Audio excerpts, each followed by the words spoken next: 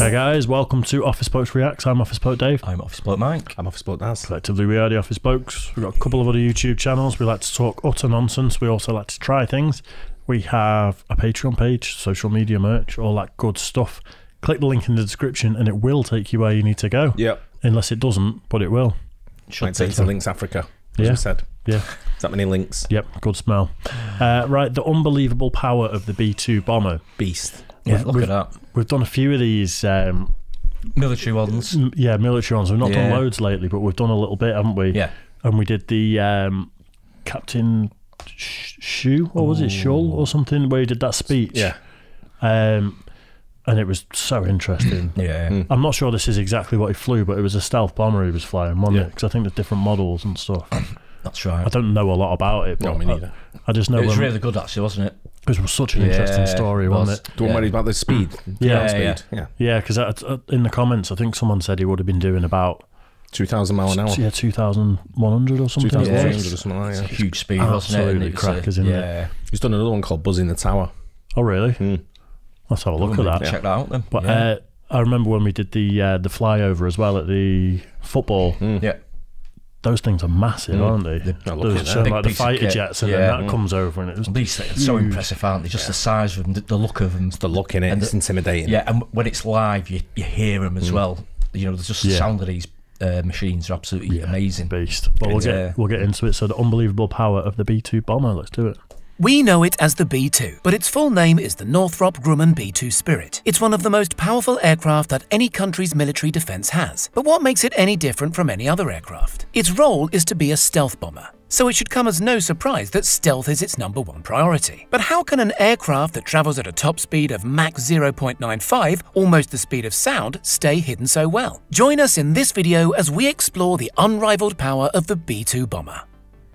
It's wider than it is long. Its 52-metre wingspan trumps its 21-metre length, but remains virtually undetected. This is all thanks to its clever packaging. I just saw you in the corner of my eye laughing then, and I was like, are you laughing at it being wider than it is long? And that's why I looked at you. Or is it just me doing this? Disgraceful. It's called a cherry. It's your filthy mind, that's what it is. A beast of an aircraft, this, isn't it? Yeah, well, just a bit. Technology as well, right? Yeah. Radar cross-section is how detectable something is by radar, and the B-2's cross-section is just 0.1 meters square. Compared with a cargo aircraft, which can measure anywhere up to 100 meters square, this low-drag wing configuration not only helps it achieve minimal cross-section, but its range is also vastly improved. It can travel more than 11,000 kilometers, about 6,900 miles, in one go, and can keep going thanks to its ability to be refueled mid-flight. Radar-absorbent materials like a carbon graphite composite help reduce its infrared signature by absorbing many of the radar beams that would normally detect such a plane. In fact, up to 80% of the aircraft is made of composite materials, which, as well as having radar-absorbent properties, are extremely strong and well suited to the B-2's ultra-dynamic nature. The wings, for example, have a larger degree of flex than aeroplanes you and I may have flown on, which helps absorb energy from aerodynamic stress, making it more efficient at high speed. Using these materials also helps the longevity of this bomber aircraft. While metals and metal alloys have a shorter lifespan, composite materials can be meticulously engineered at a molecular level to extend and improve what is known as fatigue cycles. A growing number of target countries are recognizing this though, so have turned to other ways of detecting an aircraft. Infrared systems are used to detect the heat of an aircraft, not only from its engines, but the body which heats up due to air friction. The engines are buried deep in the fuselage to help combat this. To keep the aircraft as prepared as possible in the event of a technical mishap, the B-2 was additionally built not to rely on GPS, but rather a range of sensors, gyroscopes and radars to help pilots recognize where they were based on landmarks. A GPS antenna would also make it more susceptible to being picked up by enemies. Hundreds of thousands of dollars were later driven into developing a new type of GPS, known as M-code, which are more reliable, responsive, and destined only for use by the military. This represents a significant milestone in navigation technology. It may be a powerful aircraft, but it doesn't just need to be stealthy. Its primary purpose is to carry and fire ammunition in target countries. With a width that is half the length of a football field, you may think it can carry a lot. Double this and add some more. That's how much the B-2 can store. 2 internal bays have an official limit of 18 tons, but it's likely that it could carry even more if needed. Its armament includes 80 500-pound class bombs, 36 750-pound class bombs, 16 2,000-pound class bombs, and 16 nuclear bombs, such as the B-61 or B-83, as well as a handful of other satellite-driven missiles and penetrators. Is that what nukes look like now? Just like a little, you know, missile, just a laser precision, just one of them flies over and goes. Things like a bowling ball with a fuse on the top. Well, the old There's a bomb on it. Bomb written on it. I assumed they'd be bigger, is what I mean. But it's got some kit on there, hasn't it? Well, you could do some damage with that lot. Wow, that's just one plane as well. I know. It's flying past at 2,000 miles an hour and it just fires a nuke. Pinpoint accuracy. Yeah. Yeah, That's unbelievable, some isn't piece it? of kit. An update in June 2007, a decade after it was first conceived, the B-2 was awarded a contract to integrate 2 massive ordnance penetrator, or MOP, weapons. This GPS-guided weapon carries 5,300 pounds of explosive material and is designed to target even the most protected enemy compounds. Its manufacturers say that this is the most survivable aircraft in the world and combines 3 things that no other rival could: long range, stealth, and the ability to carry an extraordinarily heavy payload.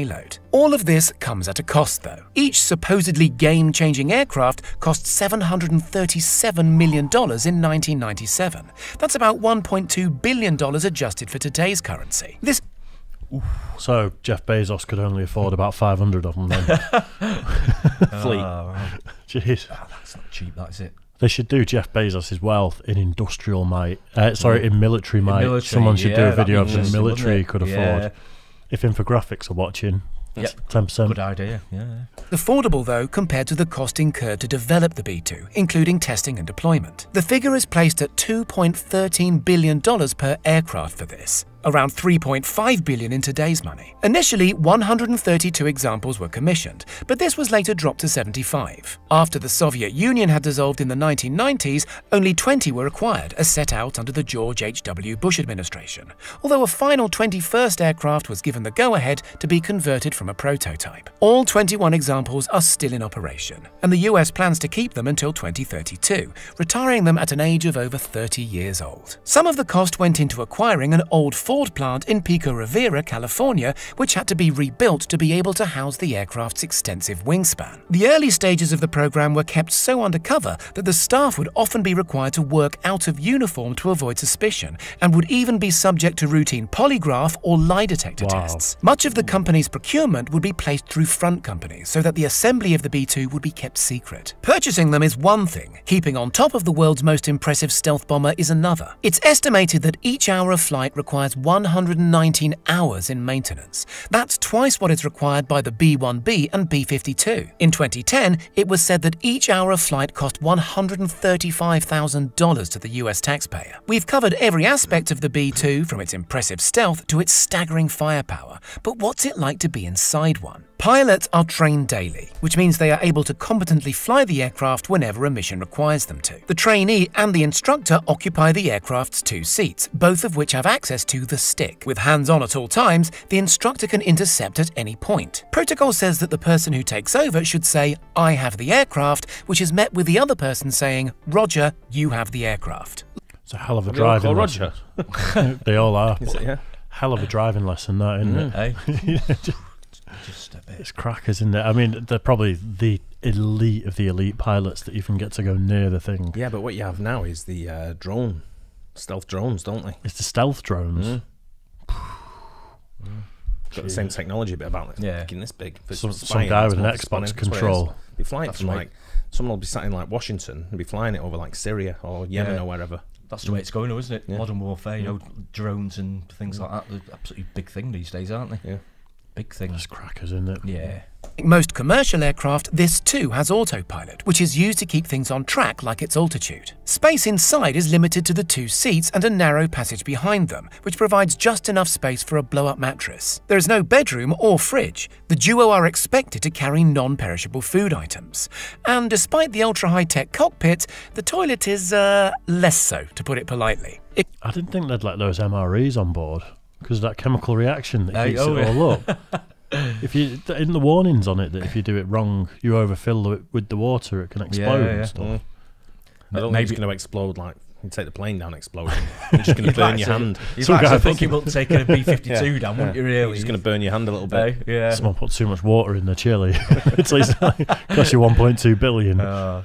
Comprises a stainless steel bowl in the space behind the seats, completely uncovered. As if flying such a large aircraft isn't enough, pilots should be aware of both air attacks and more secretive digital attacks, as well as preparing weapons and keeping tabs on information like hydraulics, electronics, and environmental conditions on the 8 screens that make up the majority of the cockpit. We're told that the biggest challenge is managing all of this at the same You just move your seat forward a bit. I just need a shit. That's what that was, wasn't it? Can't move my elbows.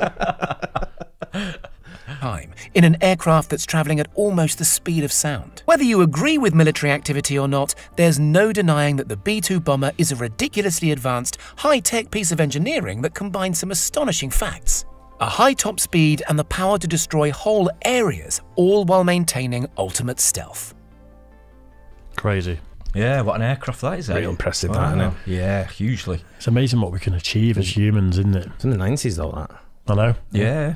I know. So for the cost, though, I mean, the cost of it's absolutely astronomical, isn't it? You know, it was like billions. Pocket change to you, mate. But I wish. Back of the sofa.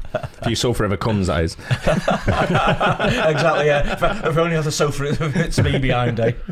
I think there'll be real world implications of some of the technology to recoup the costs, though. Like some of those materials they were talking about will filter their way into supercars and technology stuff that they sort of develop for it, which costs billions as well. They do use it for other things, don't they? Like I say, it filters into like the real world, I suppose, doesn't it? In the commercial world. So there's a stat like that for NASA, which is something like for every $1 they spent on NASA, they got 10 back in licensing the technology that was really right. Yeah. So NASA was actually an investment. It wasn't just wasting money flying up to the moon. Actually a money maker. Yeah, because they had to innovate that much, and then things filter down to the general population as products. Interesting. I don't know how true it is. I'll probably get crucified in the comment section for that. But hope you guys enjoyed it too. Don't forget, like and subscribe, hit the bell, and we'll catch you on the next one. Cheers, guys. Cheers.